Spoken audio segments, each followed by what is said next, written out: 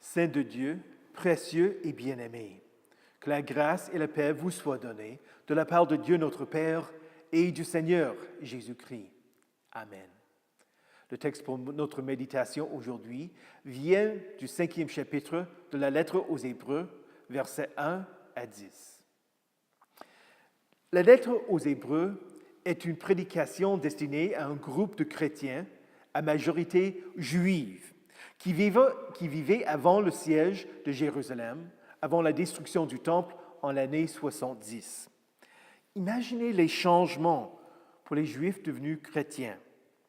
Ils n'avaient plus besoin d'aller au temple pour prier, de se rendre à Jérusalem pour les fêtes, d'offrir les sacrifices et les holocaustes et d'obéir aux exigences de la loi cérémonielle.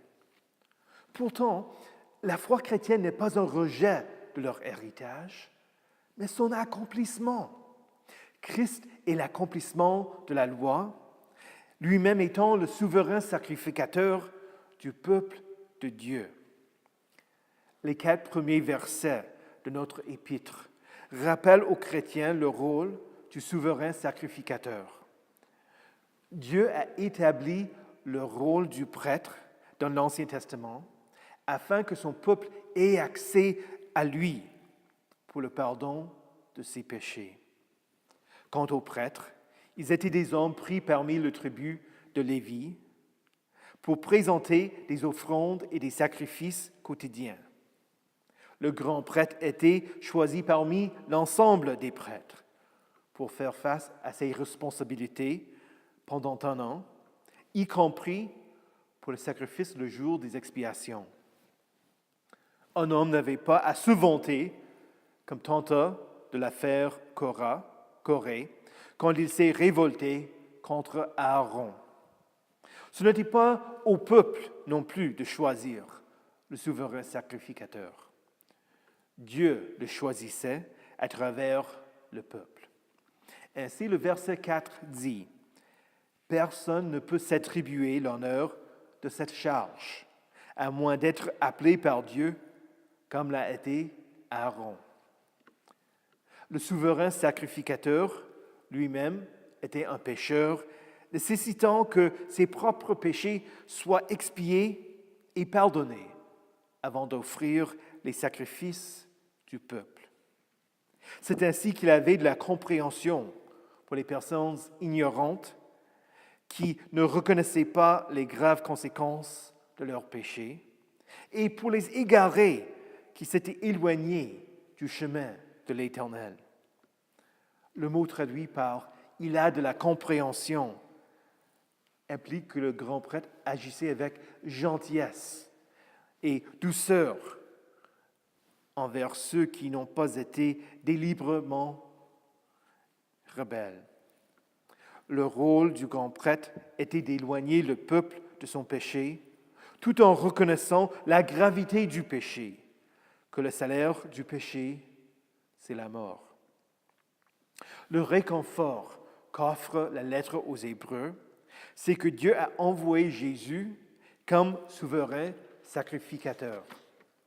Jésus surpasse largement les prêtres de l'Ancien Testament. D'abord, il n'avait pas de péché, contrairement aux prêtres et aux grands prêtres. Cela ne veut pas dire qu'il n'avait pas de la compréhension pour les personnes ignorantes et égarées. Il a été tenté en tout point comme nous, mais sans commettre de péché. Souvent, l'image de Jésus comme juge donne l'impression qu'il n'a pas de compréhension pour la lutte contre la chair et qu'il est indifférent à l'égard de notre situation. Mais non, c'est à cause de sa grande compassion qu'il s'est incarné, qu'il est venu afin d'être notre grand prêtre et de s'offrir pour nos péchés, pour nous éloigner de nos péchés. Comme tous les autres prêtres, il a été choisi par Dieu. Mais il n'était pas de la tribu de Lévi, selon les exigences de la loi cérémonielle. Dieu avait ordonné à Jésus de devenir souverain sacrificateur déjà au psaume 2, où il est dit « Tu es mon fils, je t'ai engendré aujourd'hui ».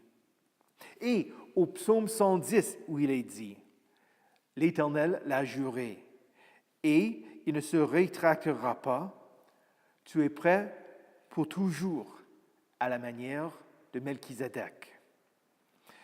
On rencontre Melchisédek dans le 14e chapitre de la Genèse. Il était roi de Salem, une ville ultérieurement renommée Jérusalem. Melchisédek était prêtre de Dieu, du Dieu très haut, avant qu'il y ait un peuple d'Israël, avant qu'Abraham ait une descendance. Agissant comme sacrificateur, il bénit Abraham, et Abraham lui rendit la dîme de ses biens. Jésus, étant d'abord le Fils de Dieu, pouvait accomplir la volonté de son Père sans péché.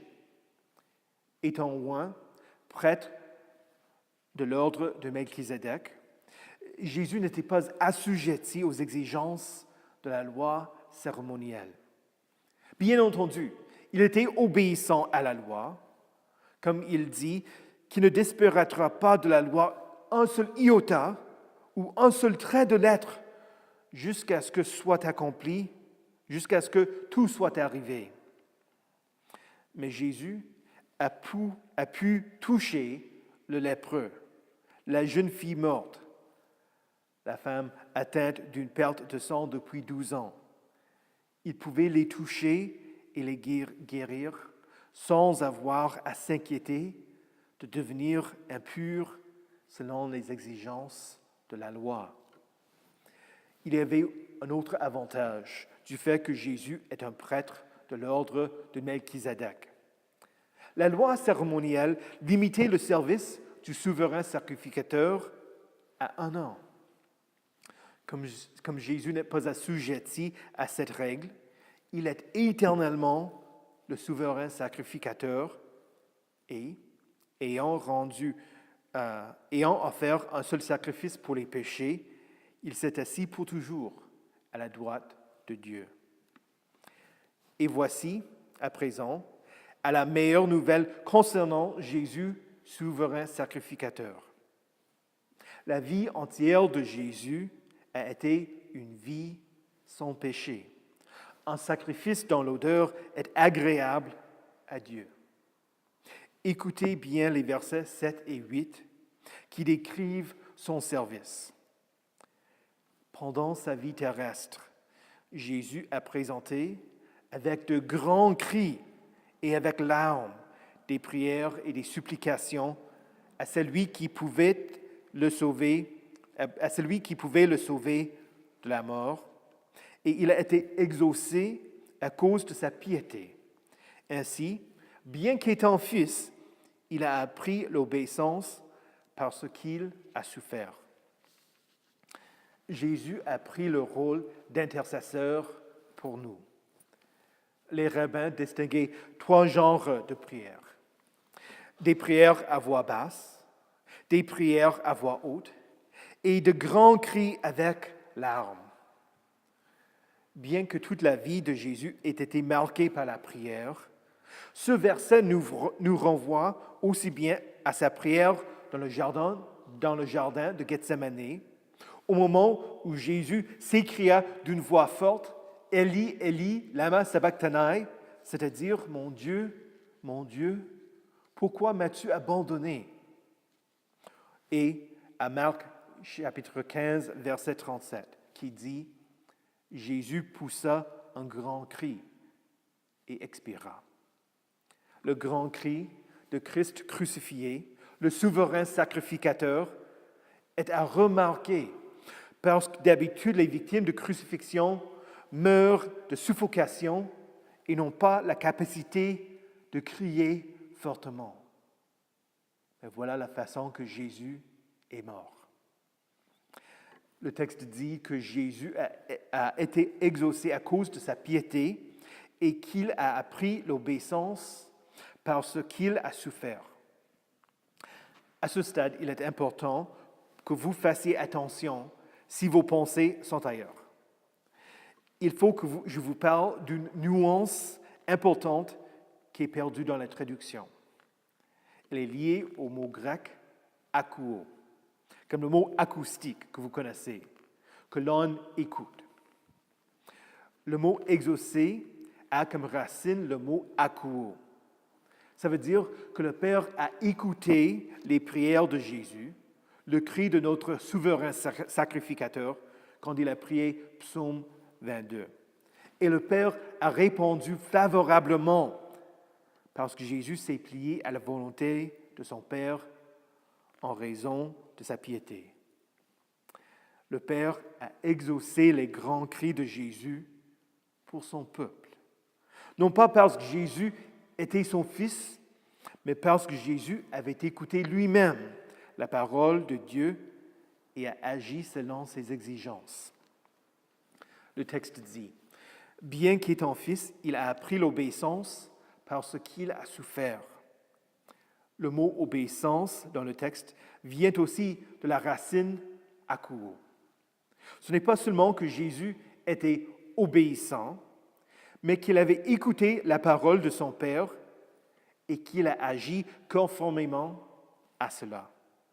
Alors, notre souverain sacrificateur avait écouté la volonté de son Père jusqu'au point de souffrir pour nous. Et, parfaitement qualifié, il est devenu pour tous ceux qui lui obéissent l'auteur d'un salut éternel. Et voici la raison pour laquelle je vous ai expliqué l'usage du mot « akouo » dans le texte. Si vous n'avez pas saisi la difficulté que pose le verset 9, permettez-moi de vous le répéter. Il est devenu, pour tous ceux qui lui obéissent, l'auteur d'un salut éternel.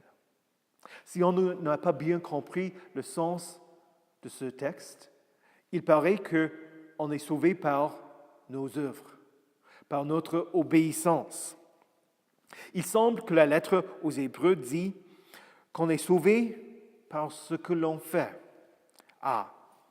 Si vous avez bien écouté, peut-être que vous avez déjà saisi le sens de ce mot.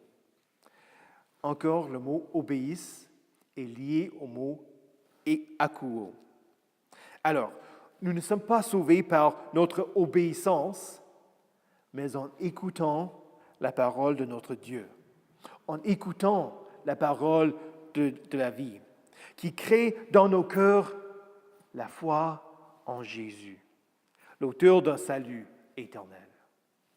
Et en écoutant la parole, on est sauvé. Et de là vient notre désir d'obéir à la volonté du Père. Les chrétiens d'origine hébraïque n'ont rien perdu quand ils sont devenus chrétiens. Ils ont obtenu en Jésus le souverain sacrificateur éternel qui s'est offert pour eux. Et vous, chers amis, par la foi en Jésus-Christ, vous avez un grand prêtre choisi par Dieu pour être votre avocat, qui a écouté la parole de son Père et qui a tout accompli pour que vous soyez sauvés, qui prie pour vous. Dieu établit la fonction de prêtre de l'Ancien Testament afin que son peuple ait accès à lui par le pardon de ses péchés. En Jésus, vous avez accès à Dieu par le pardon de vos péchés. Et sa prière pour vous a été exaucée à cause de la piété de Jésus, qui s'est soumis à la croix pour vous. Au nom de Jésus, Amen.